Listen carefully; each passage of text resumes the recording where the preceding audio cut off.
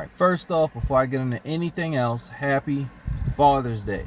And whether you're home with your children today or you're somewhere near I-40, keep doing what you know needs to be done. I see you. Plenty of other people, millions of other people see you, right? Keep sticking to it. Happy Father's Day. Right now, you are riding with Stillhorse. Today, we're going to talk about something I get asked about more than anything else on this channel. Maverick versus TMC. I'm going to tell you which direction I would point a new driver if they were to come to me and ask me tomorrow or today or even right now. All right, but you have to stick around to the end for my honest opinion. Also, you can stick around further than that because you're going to see how I spent my Father's Day weekend. We went to SeaWorld. Kids had more than a blast, right?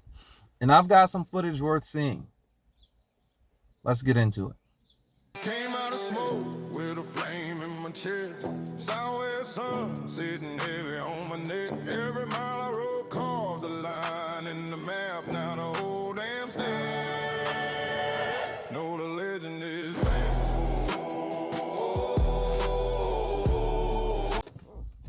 Okay, so let's start where everyone is always curious, the pay. With TMC, you have percentage pay, meaning you get a percentage of load revenue. Stay consistent. You can start out from 26 or 27% and work your way up like I did to 32%. I believe max is out at about 34%. Don't quote me on a 34. It could be between 34 and 36. But it sounds simple, right? But what people don't tell you up front is it's a market. So when rates are up, your pay goes up. When rates are down, your pay goes down. So nothing that's your fault. You can be a wonderful driver, and something that is not your fault can affect the amount of money that you're bringing in. Something you have no power and control over, the economy, is something that can affect the amount of money that you have bringing in for your personal paycheck. I've seen loads that cost between $800 to $1,500, right? I've seen loads as low as $500. You're delivering a $500 load and 32% of that $500 load. Now, Maverick, you are earning at cents per mile, CPM. I started at 59 cents per mile. I'm now at 63 cents per mile. Once the quarter is over at the end of June, I'm expecting another 4-cent bump to that 63 cents per mile. That part is not a cost of living adjustment. That is my performance pay. That's what I earned for sticking to being as high of a performer as I possibly can while out on that road and trying to go above and beyond the metrics that were set for me by Maverick. With that being said, Maverick just recently gave the whole company a pay bump, right? And directly after they did that, they ran a survey and said, should you see another pay raise, would you rather see it in your cent per mile, or would you rather see it in that, those performance pay kind of standards? That's not something that every company does, right? And it does matter for the driver. With cents per mile, with every mile that you turn, right? Every mile that your wheels are rolling, you know exactly what you're making. No matter what the load was on the back of your truck, you know what you're making for that trip. It's a lot more predictable than having a load that was worth $800 this week. For whatever reason, market says it's worth $700 the next week. A lot more unpredictable when it comes to percentage of the load style pay. Now, can you increase your pay at both of these companies? Yes, you can, right? Again, starting at TMC, I worked my way up from 27% to 32%. That's because they judge you based off of things like idle time. They judge you whether you took your TQM class. They judge whether or not you're going a certain distance out of route. They judge your fuel mileage, right? How many miles per gallon you're saving, and a few other key areas, right, that most companies are going to judge you based off of. However, you can slide back on that scale, which very often happens, and it's an ire for many a driver, because I still obviously naturally still have friends that I speak to from my time at TMC. I've seen myself personally slide back. I make it up to 32%. You get a breakdown. You just have a crappy week. You get a breakdown, and then all of a sudden, um, I-75 is shut down because of a massive accident that may have a few casualties and some injuries. Um, and then you're stuck in that, and then whatever else happens, you don't get as many miles that week, you don't have the revenue coming to the truck for that week like you thought, and you could be right on the edge of that 32% and see yourself slide down to 31, and then something else happens and they have your truck for 4 or 5 days in the shop, and then you see yourself slide down to 29%. I've seen it. Other drivers has experienced it, right? And then you're trying to chase going back and get back up to that. Oh, I just gotta park up more. I gotta leave early, get to the shipper by or receiver by 8:30, park up, right? Find yourself trying to chase those points to get back up. And I've seen, again, many a driver give up trying to do it. They're like, oh, it's not worth it for an extra $100, or extra $50 a check, or whatever they're seeing from where they're at. But that's how it works for them now. Maverick, you have what they call PFP, your performance-based point system. All right, at Maverick, you're judged based off of a set of categories. So you have your miles per day, you have your fuel mileage, right? Are you saving the company on fuel costs? You have safety points. You have preventable accidents. Service failures. How overdue you go on your preventative maintenance for your truck, because you should be keeping up with that as well. Something called Mavway. There's several things that they will judge you on. Last quarter I had 82 points. I bumped it up to 90 points. The 82 points, I believe, was like a 2-cent bump. The 90 something points is a 4-cent bump for me, right on top of what I'm already making per mile. So at Maverick, the better you operate, the more you make. It's not tied to spot market. It's not tied to whatever a company is willing to take in for the freight cost. It's directly tied to you. How many miles can you put down through the week, or through the 2 weeks that you're out, or 3 weeks that you're out? How many miles can you put out, right? And how well can you operate that truck? It's tied to you, nothing else. All right, let's talk equipment. TMC runs those gorgeous Peterbilt 579s, black and chrome. They look amazing. I will give you that. However, keep in mind, they don't have APUs. So no matter if it's hot or cold, you'll be idling that truck to keep that cab livable at a company that also judges you based off of idle time. Not how hot it is outside, not how cold it is outside, but your idle time. Think about that for a second.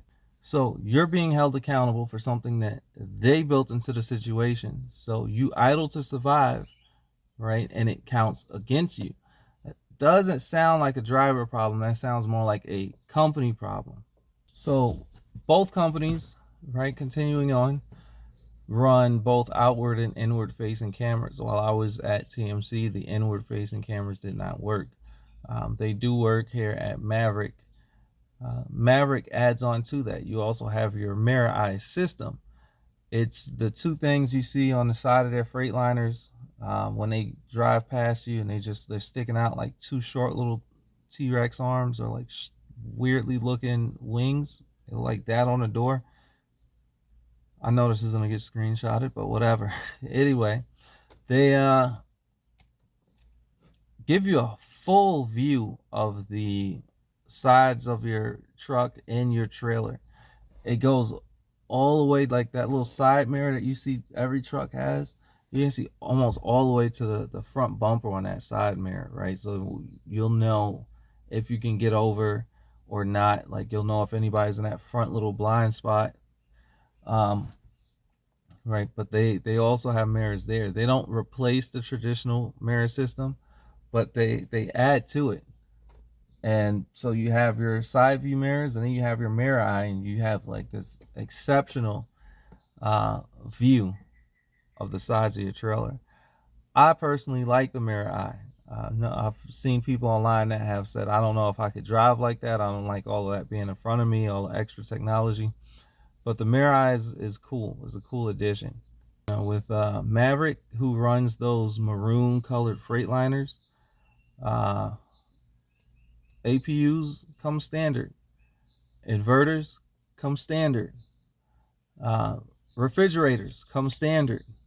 You're set up to, no kidding, actually live in that truck, which is another positive.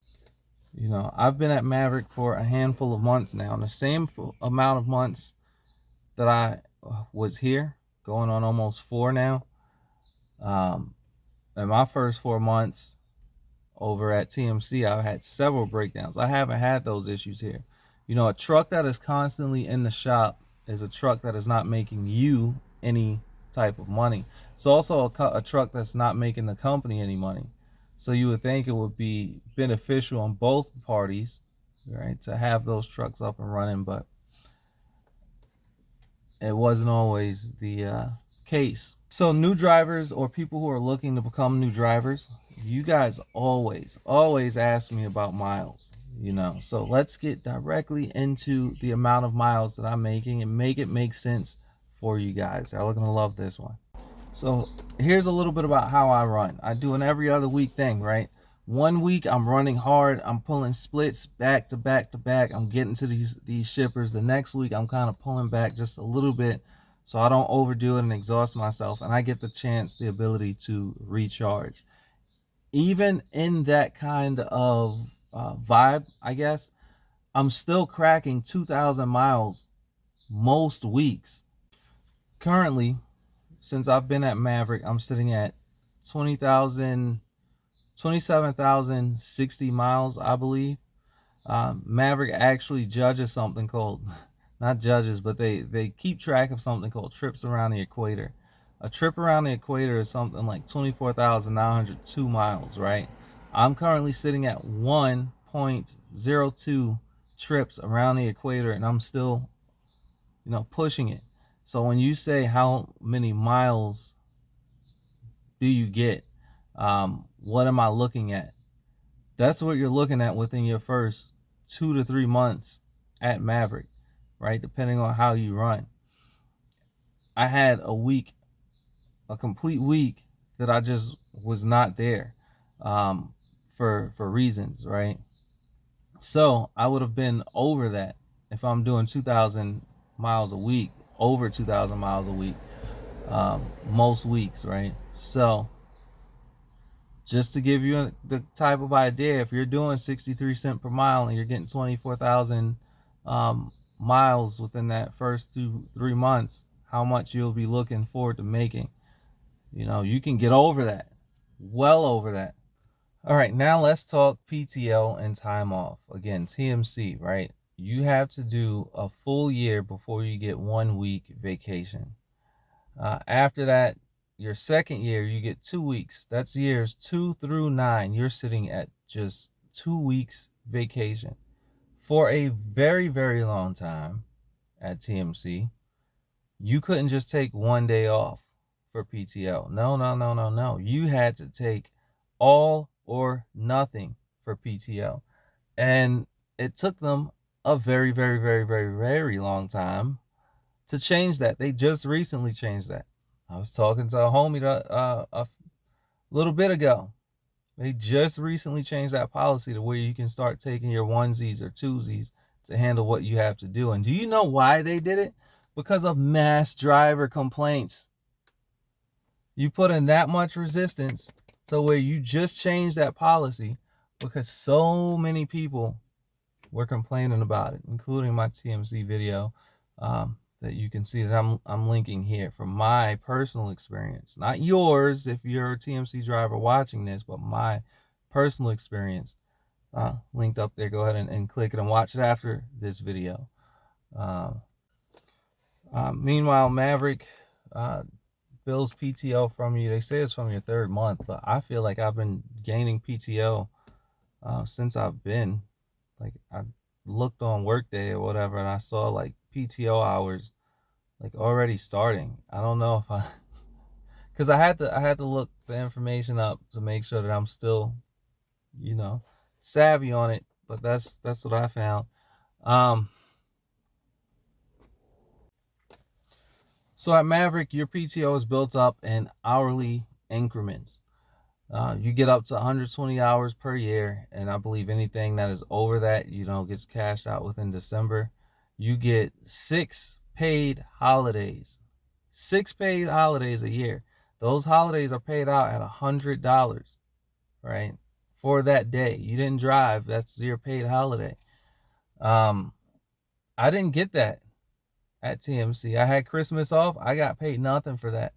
And if the shipper or receiver wasn't operating the following, like if it was on a Thursday and they weren't operating that following Friday, I wasn't moving, so I wasn't getting anything for that either. Now, mind you, Saturday and Sunday, I'm just in the house. I'm not getting anything for that either. Now, Monday, I might pull out and be able to finally drop something off. But I got 0 pay that entire time. At least for those 6 pay holidays, you're going to get that $100 pay with Maverick, which is a beautiful, wonderful plus.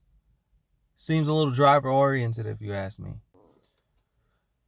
One company waited for their drivers to revolt before acting like their time belongs to them, and another company just kind of built it into the system. This is the one thing that I absolutely loved about TMC, the reason why I did not want to leave TMC, the reason why I had no plans on quitting TMC, was their ESOP program, aka the Employee Stock Ownership Program. The way it works, you put in absolutely nothing but your time, and starting at your 1 year mark, you'll start earning stock within the company. Because when Harold Lynette passed away, God rest his soul, he left the company to the employees, right? There's a board that runs it, and everybody, drivers get the highest percentage in it, but everybody gets stock put in by the company each year. So as long as the company goes higher and higher in value, your stock also goes higher and higher in value. By the time you leave, I believe at your 5-year mark, you can start taking a certain percentage of that a year, right? That you start getting paid out. But the percentage increases the more you vest in it and the higher your tenure at the company. So like your 20-year mark, you leave, you'll be collecting almost like a pension, right? It's almost like you retired out and you are collecting a pension, as opposed to the 401k, which, what we do at Maverick. TMC also offered a 401k. But here at Maverick, you get your, you put in whatever you put in, 3% or whatever, and then the company matches it. Nothing wrong with that, but I believe that is the strong point, the one strong point that TMC has over other companies. So if you could stomach everything else and you feel like you could stomach it for the next 5, 6, 7, 8, 9, 10, up to 20 years, you can go ahead and do that and get that ESOP running for you, right? But after a while, it didn't become a strong enough argument for me. Is it good or is it bad? You be the judge of that. I love the idea of it. If TMC is going through a boom cycle, your shares and your ownership in a company is going through a boom cycle. If it's starting to stagnate, then your shares that you're putting the miles in and the work in is also going through a stagnation cycle, right? You're depending on other drivers as well. So don't let the word ownership make you feel like it's just so much better right off the bat, right?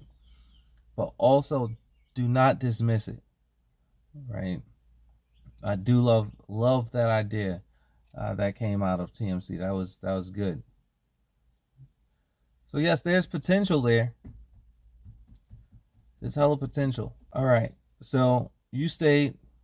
Here's the final part. My opinion, right? When I was at TMC, I started this channel while I was at TMC. I never ever once recommended a person to work at TMC. And think about it. TMC pays you extra for helping to recruit new drivers. And I still never opened my mouth and said, oh, yep, come on aboard. You know, I stand 10 toes down for the things that I believe. And if I wasn't comfortable in a place, I'm not going to tell somebody else to come on and potentially be uncomfortable with me. I know I'm not stupid. I know that everybody's experience is going to be different no matter where you go, right? But I also have to be comfortable enough to say, this is where you want to be. And I don't even want to be there. You know, I was at a point where I was damn near going through a depression, and I wasn't the only one making moves. I found out, and this part is alleged, right? I found out through another driver that allegedly TMC is down to 2,400 drivers from about 3,100 last summer. And if that is true, right? If that allegation is true, that's about 700 drivers gone in less than a year. It's only June, right? Spring just ended. When that many people, that many drivers leave a company in that short of a window, that's telling you something. And, they have to be feeling that. And I'm honestly not here to try to bury them, right? I started with them. I learned on their equipment. I got better using their equipment. Now, based off of my experience with the situation that I'm in and have been placed in, with my experience with their equipment, my experience with their pay structure, I personally would not point a new driver in their direction when there are better options that are on the table. Maverick isn't perfect, right? Maverick is not perfect. And I'll give you an example. I have a friend here at Maverick that had similar complaints. They went over to, Tennessee Regional or whatever, because you have like Texas Regional, you have Tennessee Regional, you have Regional Southwest, or Regional Tennessee, Regional Texas. Then you have Regional Southwest, which is a more broader perspective, and then you have a Regional Midwest, which is a more broader perspective on that side of things, right? But he had his complaints and his nuances about, Maverick. I had a better experience. I also kind of warned him about a few things and a few ways he should operate, little freaking Taurus bullheaded there, but look at what you're going to get into if you're deciding, if you're coming over to Maverick, right? I run Regional Southwest. If that's a region that you live in and you want to know about Regional Southwest, ask me. But if you live, Regional Midwest, there are other YouTubers up here. There are other ways that you can reach drivers. If you have LinkedIn or whatever, where you can ask the no kidding real experience from drivers running Regional Midwest, know exactly what you're getting into. Then they break it down into smaller subcategories where you have Regional Tennessee and you have Regional Texas, right? See what the miles are looking like in Regional Tennessee. If you're coming in brand new, you have zero experience, don't hop into something we're expected to have same day loads, 5-day loads. You know what I mean? Take your time and learn the process using the broader regions to help you with that, right? So your Regional Southwest, your Regional Tennessee, or your Regional Midwest, because it's going to slow it down for you at least, so that you can learn flatbedding, all while making those miles. Because you'll be going from, let's say, Alabama up to the northern reaches of Illinois. You know what I'm saying? Like, you going from Prattville, Alabama up to Illinois, and from Illinois down to Texarkana, and then back over. That's a lot of miles that you can put down. So, you know, speak to us. Comment down below. Get all of our knowledge. Know exactly what you're getting into before you really hop into these companies. That's one thing that I really, really, really wish I would have done before hopping over to the black and chrome, is knowing exactly what I was getting into. You know, I knew, you know, I had some limited knowledge of what I was getting into, but I didn't know. You know, nobody really knows until you get into it. You know, but I would recommend here. And that's not just because, yes, they also offer recruiting, extra money for recruiting, but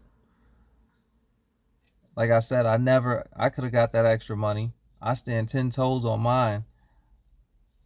I wasn't recommending even when I was there, right? Let's say I never left and I was still there for whatever reason.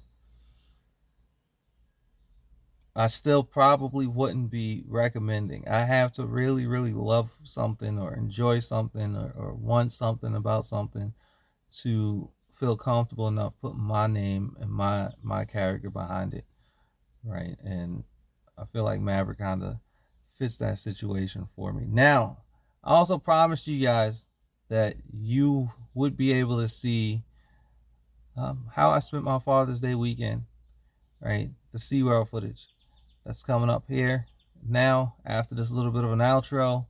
And you have ridden with Steel Horse. If you saw value out of this video, if this is the type of stuff you like, I ask that you do hit that like button. I ask that you do share this video. I ask that you do subscribe, right? And let's encourage people. Let's just encourage people. Let's end it like that. Let's just encourage people.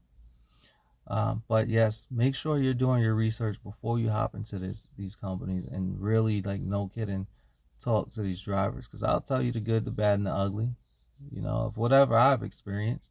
And that's for you to make your educated decision. And that's what companies want anyway. They don't want employees just hopping on board because of hype, right? Because that, once the hype dies down and excitement dies down, you're not going to last. You have to be there for some reason, right? So they want us to be honest with you guys about coming to the company, because it wastes the company's time and money on training, and it wastes your time and money as well, and your sentiments and your emotions and everything else. That's time that you'll never get back. That's energy that you'll never get back. They don't want that. And they don't want people coming in talking, you know, so negatively about them that it destroys, but then they also have to do better. But anyway, you've ridden with Steel Horse. God bless. Y'all take it easy.